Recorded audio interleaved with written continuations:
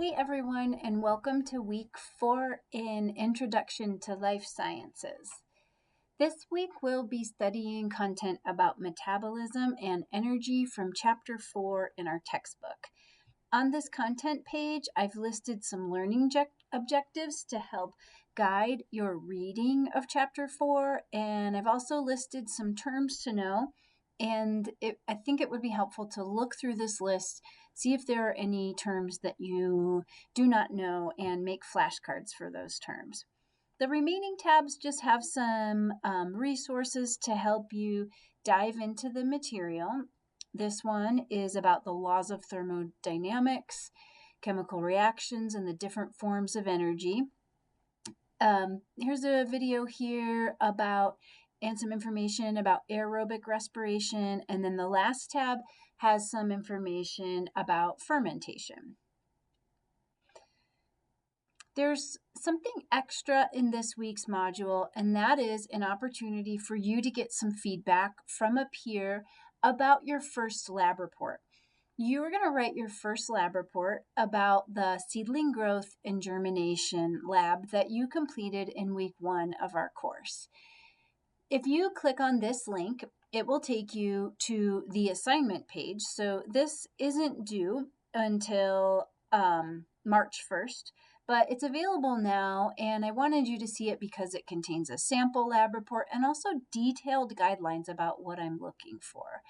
I'm looking for not a full lab report, just a title, an abstract, and a well-organized figure or display of your data. So I wanted to emphasize that you already have a really great figure. You created 2 actually for the week 2 Excel portion of the lab. So you've done 1/3 of this. So basically you need to create a title, create a abstract, and plug in your figures. And I wanted to point out that those figures should be associated with a figure description that should go below them. This is a 1-sentence description that would help somebody understand the data in your figure.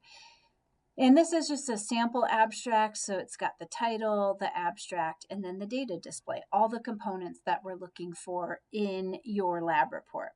So back to this peer review. Let me go back through it this way. This is the second part of the week 4 module. I put it up top because I'm asking you to post a draft of your lab report here by Wednesday. So I wanted this up top as you move through this module in order. This needs to be on the top of your radar because I'm looking for you to post a draft in this small group discussion by Wednesday. You're going to be in a group with 1 or 2 other classmates, and everybody's going to get their drafts posted by Wednesday. You will earn 5 points for posting your draft. The other 5 points of this assignment is based on the peer review that you conduct.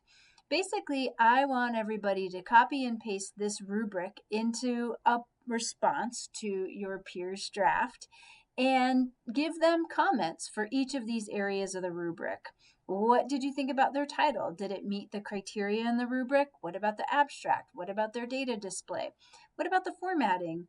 Is their abstract less than 250 words? We want you to be really concise in these reports because that's how scientists write. So you need to get the peer review portion of this done by Saturday at 11:59 p.m.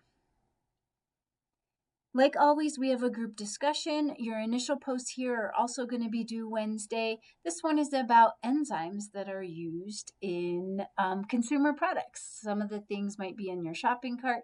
Some of them might be in your washing machine. So they're all over in our medicines, nutritional supplements, meat tenderizers, and different industrial applications. So I want you to get to know this whole concept of the use of enzymes in our homes and in industry. And then I want you to find a common household product that includes an enzyme and or is made using enzymes. I want you to find the name of the enzyme and describe the reaction it catalyzes, including the substrate molecule. So that's going to be the one that the enzyme attaches to and then changes in some way. And the changed products, I also want you to mention the products of the reaction. And then in general, I want you to explain how enzymes help people, try to find sources of high quality information that attest to the effectiveness or question it, and then reflect on the use of enzymes in consumer products. Do you think they're useful? Did you know they were being used in all these ways? Is this a good technology, or do you think it's not? Why? Those kinds of things. So please make your initial post by Wednesday and then respond to at least one of your peers.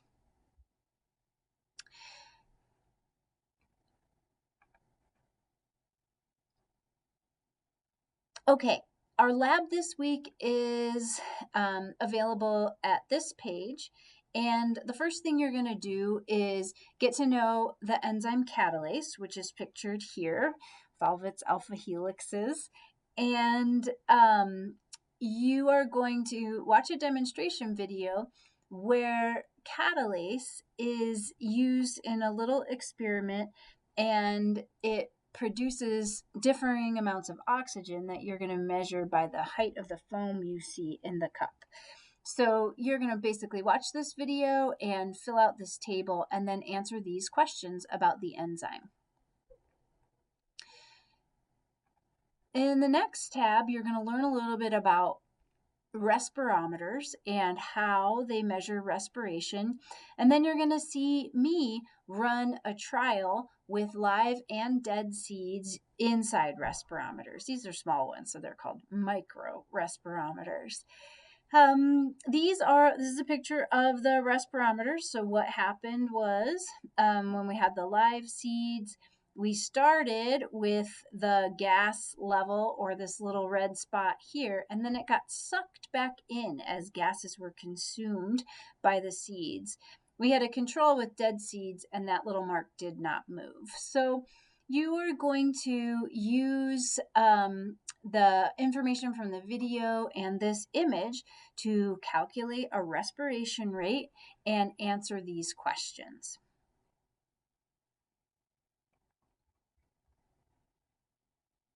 There's also a few study tables in this week's lab. The first one is about aerobic respiration. This is a really complicated process. It takes place in a bunch of sets of chemical reactions. I want you to know for each of these processes, glycolysis, the formation of acetyl-CoA, citric acid cycle, and oxidative phosphorylation, where do they happen in the cell? And then what are the chemical inputs and what are the chemical products of those reactions? You're going to do the same thing for lactic acid fermentation and alcohol fermentation. The only thing that's different here is you're going to add which organisms do this pathway to the list.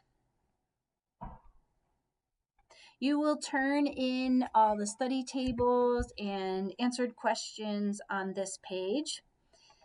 The final two components in the week 4 module are a chapter 4 practice quiz and a chapter 4 graded quiz.